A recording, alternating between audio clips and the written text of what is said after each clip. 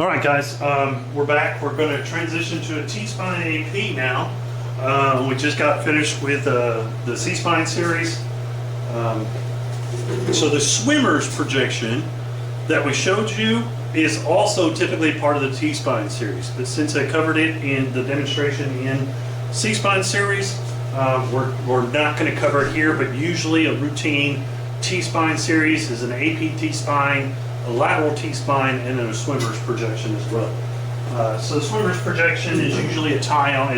It's routinely a tie-on for a T-spine exam, occasionally a tie-on for a C-spine exam, if and only if you can't get C7T1 on your grande projection, your lateral projection on the entire C-spine.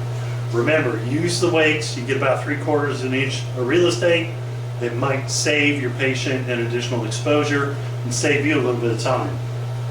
Setting up a swimmer's position takes a little bit longer, and then you'll have more time to repeat your open mouth view, because 50% of technologists do repeat the open mouth view.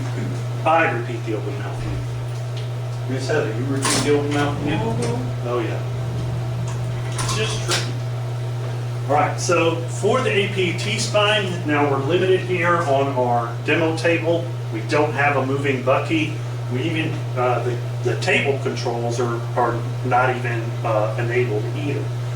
Because the high voltage generator is out on this unit, I can't move the tabletop around. I can only move the tube. So we're going to imagine that everywhere I center to, I am in detent. I'm at about 40 inches off of the table, perpendicular and centered to, typically with the T-spine and the L-spine, we're strictly working with a 14x17 cassette, and that is going to be running longitudinally, or what you would call portrait style. So if I were to put it into the bucky, it's going to be oriented like this, okay, where it's running lengthwise up and down the patient's torso. And the reason is because the spine runs lengthwise up and down the torso, okay? So with the APT spine, it starts with assessment. Have you ever been diagnosed with scoliosis? Yeah. Okay. Why do I ask that question? Well, if the patient knows that they have scoliosis, what is scoliosis? Go up to the pathology summation in the spine chapter. It's going to tell you scoliosis is abnormal lateral curvature of the spine. So rather than normally the spine is running straight down the mid-sagittal plane, the person with scoliosis, depending upon the degree of severity, their spine is kind of S-shaped, going across their torso back and forth.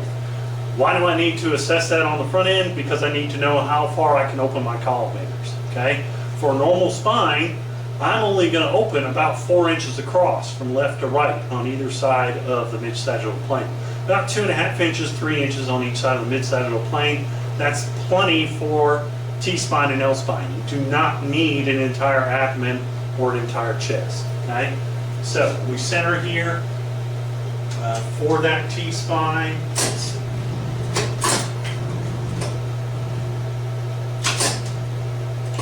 It's going to be at the level of T7. Now that should sound familiar to you. Yes, you've shot chest x-rays at this center point since last October, so you should be very good at figuring out where T7 is. Well, we don't want the whole lung field this time. We just want the vertebral column in the very center of that chest x-ray image. And again, my collimators are not working. We want to extend the collimation up so that it is about 1.5 inches above the sternal notch. And then we want to extend the collimation down as far as it will go after we've centered at T7. So, in review, where do we find T7? Well, it's about halfway down the sternum. If you find the sternal notch and then you find the xiphoid process, center at the midpoint of those two, and you're approximately at T7. Okay, open your collimation so it's 1.5 inches above the sternal notch, and then the collimation will extend downward into the abdominal cavity past T12. Okay, open side to side, 5 inches. That's it. Okay, we don't need excessive field side to side. All you're doing is adding scatter to your image, and you're going to erode the clarity of the vertebral bodies. Okay? If and only if they have scoli. Now, if they have scoli, don't take any chances. Open full field 14 by 17, shoot the whole torso. Okay? Because you don't know, it could be 5% scoli, it could be 80% scoli. 5% scoli is actually what I have. Okay? If you really pay attention to the way I walk, you might see me walk with an abnormal gait. It's because my spine curves roughly 5%. Okay? People with aggressive scoliosis, it's almost like the spine is folding on itself like an accordion or a rattlesnake, and it's not very pleasant. It's pretty painful. Expose at the end of inspiration. Why do we want to expose the T-spine at the end of inspiration? What's happening with the internal organs as I have the patient take a breath in and hold it? Well, what's happening is the diaphragm is descending. We get a more uniform field of the thoracic vertebrae if we have that diaphragm drop to the very bottom of the image receptor. If the patient blows their breath out, the diaphragm rises up, and then we might not have adequate penetration for 10, 11, and 12, and we might have to take another image. So make sure with your APT spine, have them taking a deep breath and hold it. It will drop the diaphragm out, and you'll get more uniform penetration of those lower vertebral bodies. Okay? And of course, we want to shield. And if our patient is having back pain, there is no harm in allowing them to flex their lower extremities. You can, even if you have an extra pillow, we have none. Poor Miss Heather's is resting her head on folded sheets. But if you have an extra pillow or an angle sponge, you can support the knees with that stuff. Make your patient comfortable. With the knees flexed, it takes the strain off the lower back. This is an exam table, it's not an exam bed. Your patient will realize the difference as soon as they lay down on it. It is not comfortable to rest on, especially if you're older than 70 years old. So be mindful of that. Allow them some comfort, let them flex their knees. The younger people, they can pretty much tolerate laying flat on a flat table, but some of your older patients adjust for comfort. They will hold still better if you allow them to flex their knees. Okay. Last thing, make sure you give, as you're giving the breathing instruction, give them instructions for their upper extremities too. Keep your hands down to your sides, take in a breath and hold it. Because that's the right instruction. If I don't mention what to do with their hands, what's the patient going to do? We're going to get a free hand and wrist x-ray on our T-spine. No, we're going to repeat the APT spine, and we're going to dose our patient again because we failed to give proper instructions. So make sure that the patient knows to hold their whole body still, and don't, because it's very comfortable when you're in a relaxed posture, laying down on your back, bring your hand and just rest it across right about where the xiphoid is. That's a very comfortable posture. That's actually how my dad takes a nap in his easy chair. So for the T-spine lateral, we're going to have the patient turn away from us up onto the left side, and they're going to elevate their arms as if they were praying. So elbows out in front of them. The humeruses should be brought to like a horizontal position. If they were standing up, it would be a horizontal position. So the elbows should be at the same level as the shoulder. Raise those up, hold those right there, okay? Now what we want to do is make sure that the spine is straight. We don't want, looks like our shoulder, this shoulder is a little bit forward to that one, so I'm going to bring that back there. And then, but hip on top of hip, perfect. So the patient's torso has to be adjusted into true lateral for both the T-spine and the L-spine. And the way that you achieve that is you get this shoulder right on top of the downside shoulder. You get this hip right on top of the downside hip. Patient has already flexed their knees for comfort and stability. Highly recommended, especially with your geriatric patients. Have them draw their knees up between the arms being extended forward and the knees drawn up. And it kind of balances them and allows them to hold that posture. Okay? Now it's just a matter of the centering. We're going to center this to, we're going to start at the mid-coronal plane at about where we think T7 is. And now we have access to the inferior angle of the scapula, so we've got a good idea where T7 will be. We're going to start at the mid-coronal plane, but we're going to remember that the T-spine has a kyphotic curve, and it's actually in back of the mid-coronal plane, so we're going to cheat about 1 inch posterior to the mid-coronal plane for our centering at the level of T7. Open our field to about 7 inches wide, 17 inches long. Don't worry if the collimation doesn't extend past the soft tissue, okay? The scatter generated will light up those spinous processes and those posterior ribs. And not only that, but this is the light field that is 10 inches off of the image receptor. Remember, our beam is an expanding pyramid. So the light that you see way up here, the actual field of view on your cassette is quite a bit bigger because that's the base of the pyramid. The beam is expanding as it passes through the body. So I'm not going to get nervous if the light field appears way too small all the way up here, okay? That's because it has to expand through her torso yet. And as it does, it'll capture all that pertinent anatomy, so long as I've centered correctly, okay? Don't get nervous. That's the #1 goof of novice radiographers, is they start doing lateral projections of the torso and the light field looks too small, so they open the collimators excessively and then they get scatter all over their lateral projections. Trust that the beam will expand. Just center as you should center, and then open your field to 7 by 17 at the image receptor. It's going to look small. Trust it, it will expand, okay? So our lateral T-spine, we do want to capture. Are we going to capture T1, T2? Probably not. That's what the swimmers is going to be for, okay? We're probably going to look to capture somewhere around T3, T4, all the way down through T12. And when we say T12, let's get all of L1 on the image, and that way we're absolutely certain that the one above it is T12. Okay, very much like the C-spine. How do you know that you've captured C7? You can see T1. That's how you know you've captured C7. So that's our AP and lateral for our obliques. Now, are you ever going to do obliques on the T-spine? Not unless you get someone with a specific pathology for zygapophyseal joints of the thoracic spine.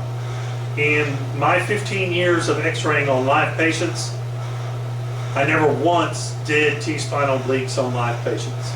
It just, they don't serve any purpose for it. It's very rare that the patient will have that pathology, but I'll show you that. Here, let me change my center just a little bit. I think we migrated. Nope, we're good. So what we want to do for a T-spine oblique, the book says it's 70 degrees of obliquity from the mid-sagittal plane, which is really dang confusing because that's not how any technologist thinks of it. The technologist thinks is starting a lateral and then roll them back just enough to see them move, about 20 degrees from the lateral. 70 plus 20 is 90. The mid-coronal plane is 90 degrees from the mid-sagittal plane. So if I move 20 degrees out of the mid-coronal plane, I'm 70 degrees out of the mid-sagittal plane. So if you want to shoot T-spine obliques, you start in a lateral and then have them roll back just a little bit towards you, and that's the anterior oblique. If you want the posterior oblique, they roll forward about 20 degrees, okay? Do you change your center? Yeah, just a little bit. The spine does drift forward and backward as you oblique them, about 1 inch either way. So you will have to center up again, and the centering will look different. That's in the rare case that you're ever going to shoot these things. I'm obligated to teach them as part of the curriculum. You're obligated to know the particulars of the exam for the registry. But just like me and Heather, you will never shoot oblique T-spines. Not in your lifetime. All right, so transitioning to the L-spine. For the L-spine AP, we're going to have the patient roll back onto their back. I'm presenting them in the order that the book presents them. If you're in clinical practice and you have a T and an L spine on the same patient, for God's sake, shoot all your APs, then turn the patient once and only once to their side, and then shoot all your laterals. It's a little bit different in demonstrating and trying to match the flow of the Merrill's Atlas, and that's what I'm trying to do in the demonstration lab. If I was doing this on a real patient, that's what I would do. I would do all my APs, roll up once, all my laterals, and then check my images, and then come back and repeat anything that was necessary to repeat. Okay? So, APL spine. Again, we're pretending we're in detent. Again, 14 by 17 cassette. It's going to be oriented portrait style relative to the patient. So, long axis of the cassette is running with the long axis of the patient's body. So we're just going to pretend that it's in there, it's in detent. We're also going to pretend that my target light is opening to an appropriate field size. Oh, we're getting close there. Okay. So now, the lumbar spine, we taught you all the way back in October that the top of the pelvis, these bony landmarks right here, there's another text message. The bony landmarks right here, those are the iliac crest, they are at the level of L4, excuse me. Well, it's not going to show me the text message. They're at the level of L4, okay? Now, what is your facility protocol? When they want a lumbar spine projection, do they want a lumbosacral AP or do they want a lumbar AP? If they want only the lumbar vertebrae, which I've hardly ever seen, you actually center 1.5 inches above the iliac crest, kind of like you do for obliques. But if they want a lumbosacral AP and the sacrum and the SI joints are part of the evaluation, which is what most radiologists I've encountered prefer, you're going to want to center exactly at the iliac crest and the mid-sagittal plane.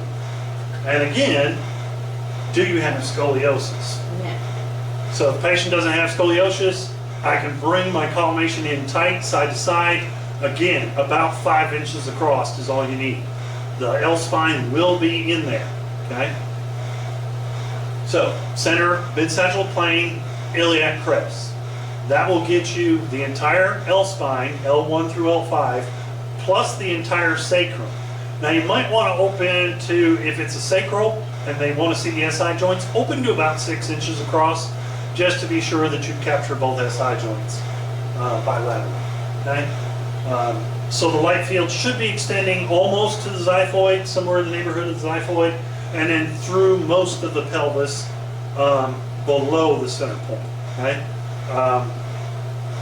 Can we shield for this? Males, yes.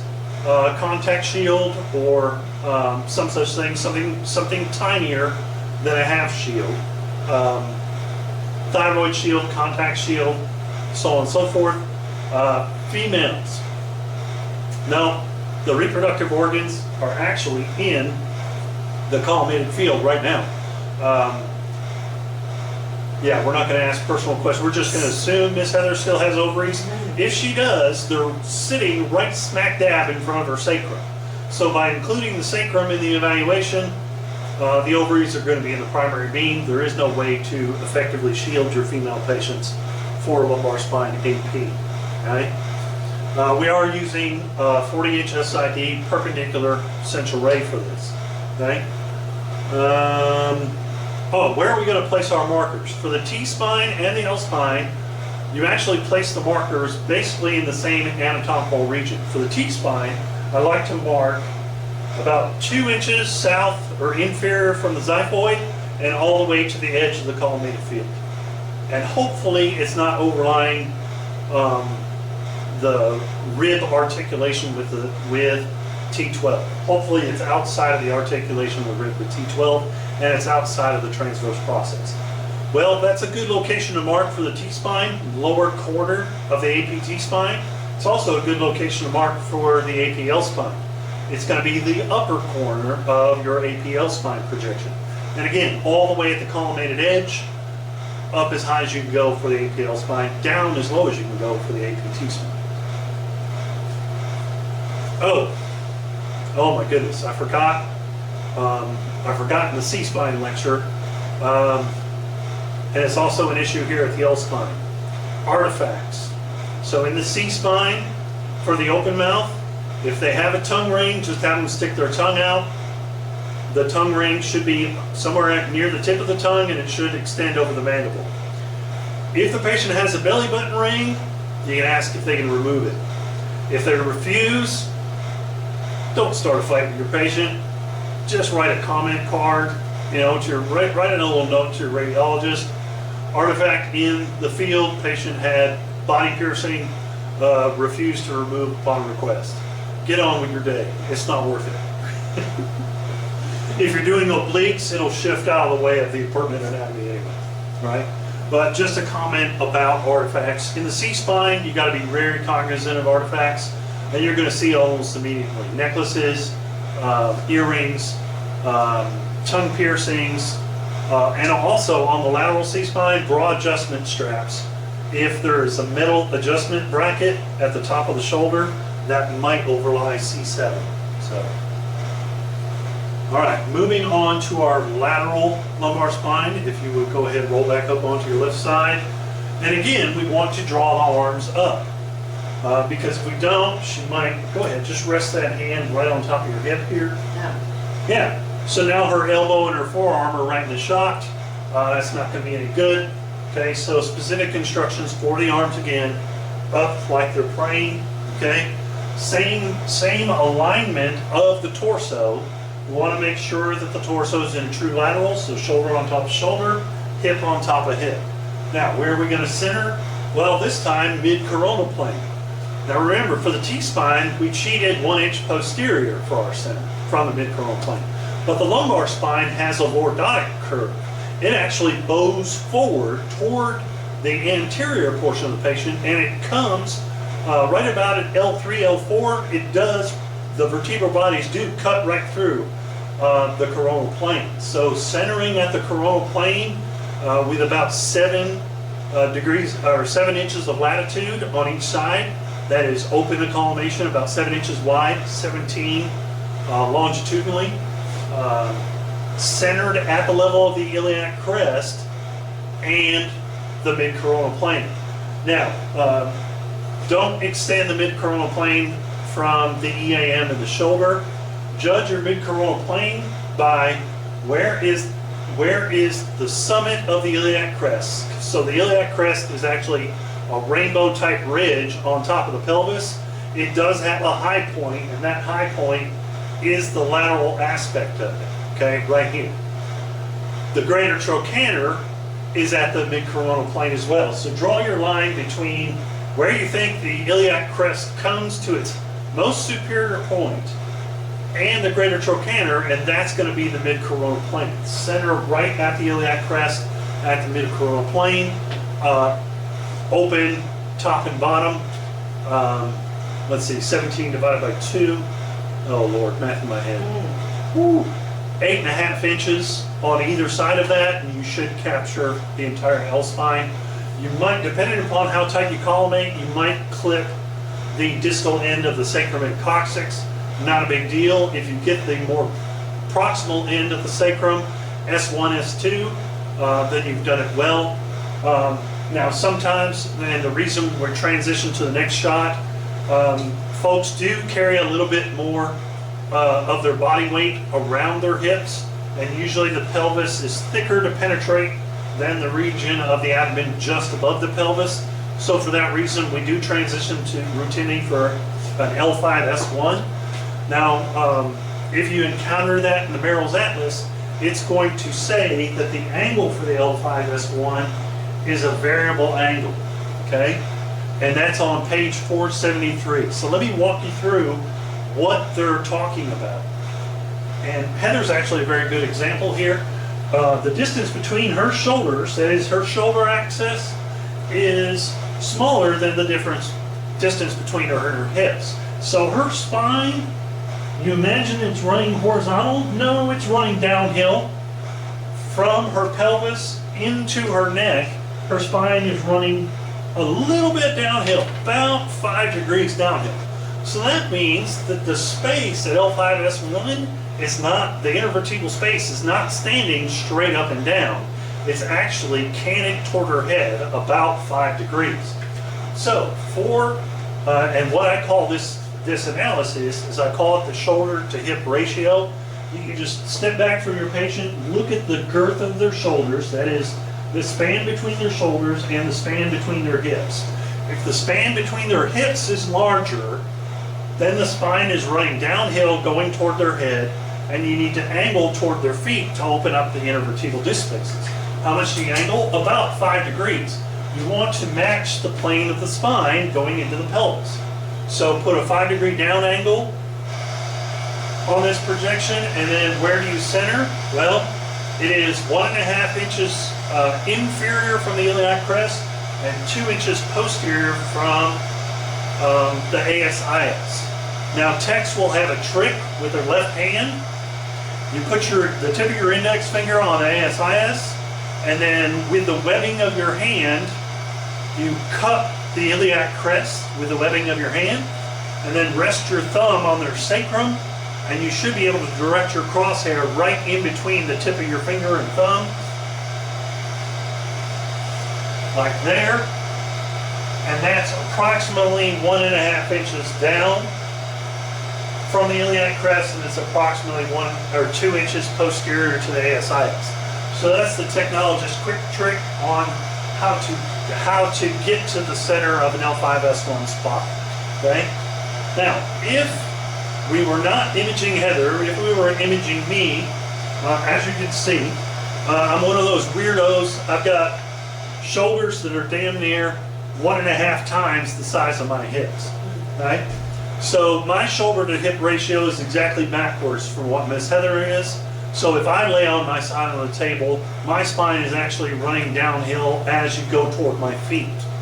So what kind of angle should you employ if you're doing an L5S1 spot on me? You should actually either come in perpendicular or angle 3 to 5 degrees toward the head.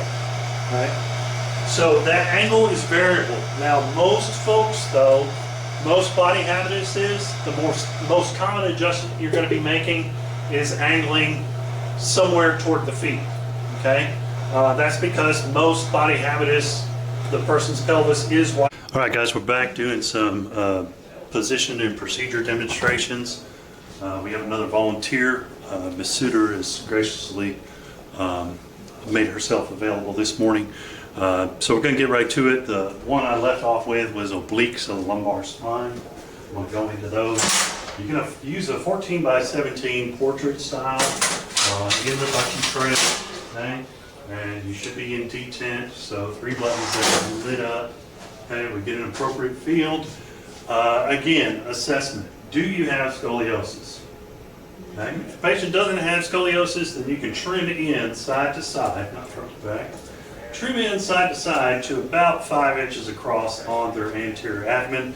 That's, remember, expanding pyramid. That is going to expand to about 7 inches across, and you will capture the entire lumbar spine as long as you do the positioning correctly. So first thing we're going to need is a 45-degree angle sponge. Have the patient roll away from us. Okay. Now the zygapophyseal joints that are going to show up are actually going to be on the side down of the AP oblique lumbar spine. We do want a 45-degree, and we want the patient's arms elevated. Okay. Remember, when you're doing spine through the thorax, doesn't matter if it's thoracic AP, thoracic lateral, lumbar lateral, lumbar oblique, lumbar AP, you have to give specific instructions to the patient about where to place their arms.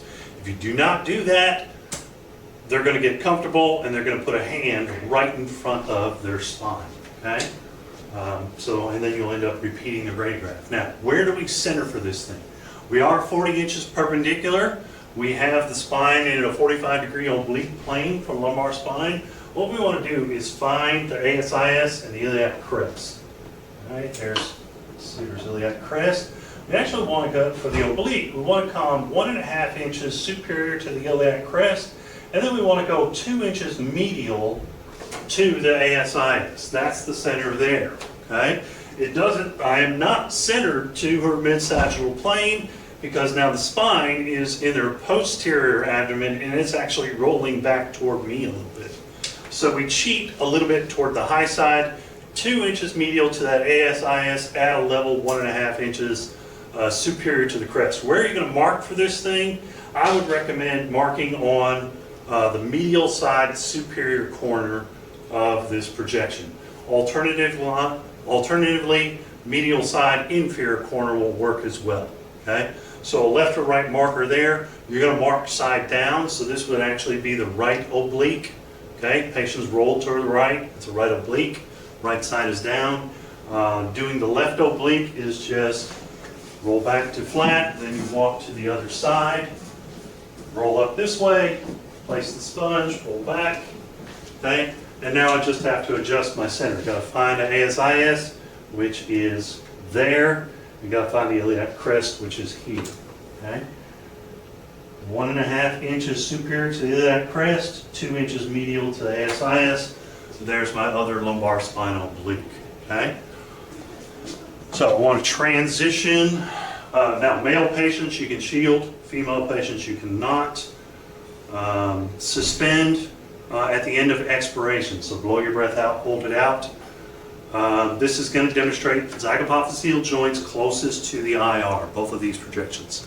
So this will give you the left zygapophyseal joints for the lumbar spine. Let's have you roll back to flat. We're going to transition to the Ferguson method. Now in the anatomy and the anatomy review that I just did in the classroom that you guys will see shortly, but also in the lecture for the lumbar spine, I told you the Ferguson method is basically a workaround to see a true AP view of L5S1. When you shoot a conventional AP lumbar spine or lumbosacral spine, L5S1 is tipped toward the feet about 15 to 20 degrees, so it doesn't open up well on a conventional AP. So if your neurosurgeon or your ordering physician wants to see that, what you have to do is do a compensating angle. Ferguson found that a 30-degree angle toward the head, and then just reacquire your detent. Now, L5S1, do you need a big film for this? No, you absolutely do not. Okay? What we need is a 10 by 12 cassette.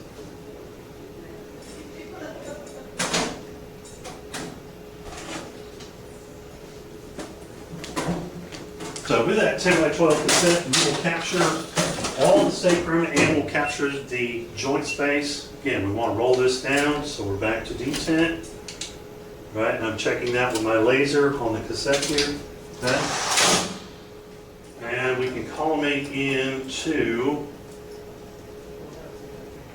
something like a 5 by 5 square. That's plenty of field. Okay. Now where are we going to center? We're going to find the trochanter. And we're going to center at the mid-sagittal plane at a point 2 inches superior to the pubic symphysis. Now you remember the trochanters are in the same transverse plane as the pubic symphysis, so when I find the trochanter, my crosshair is 2 inches superior to that, maybe just a little bit more, right like that. And what that's going to do is going to pass, the central ray is going to go straight through that L5S1 joint space. We're going to see that wide open. This is for evaluation. All disc space shots, whether it's the L5S1 lateral spot or this Ferguson projection, the key is evaluating for disc space narrowing. So if you're not coming in where the X-rays are coming straight through parallel to that disc space, you're not getting a true evaluation of the height of the disc, and you're not getting a good evaluation of degenerative changes. You can again shield the males for this, and again we want expiration and hold for the breathing instructions for that one. Okay, where are you going to mark this? I would suggest marking the lower corner, or alternatively go in the bucky, right, and then put it probably about 3 inches off of the midline of the cassette, and then you'll be out of the appropriate anatomy. Okay. That joint space, the L5 vertebral body is only about 2.5 inches across. So if you're 3 inches out off the center with your marker, you should be well out of the way. Okay?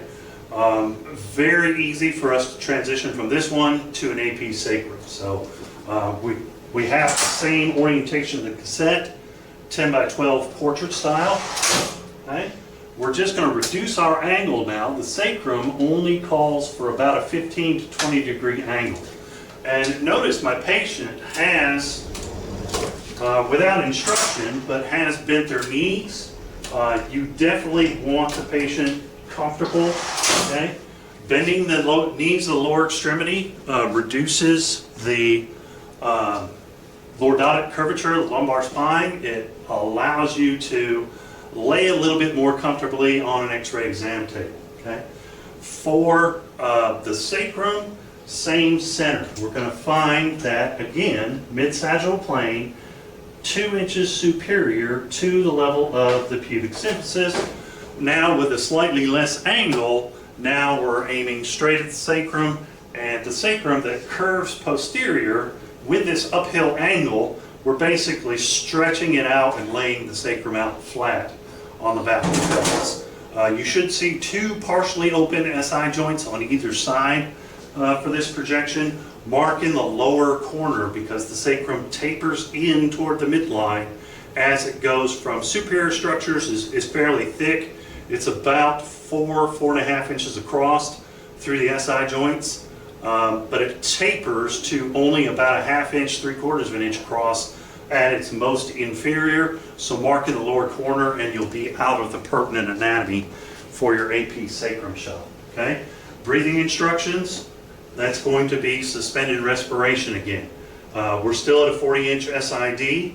The angle is 15 to 20 degrees cephalid for an AP sacrum shot, 10 by 12 portrait. Okay? For the AP coccyx, you do have to image this one separately.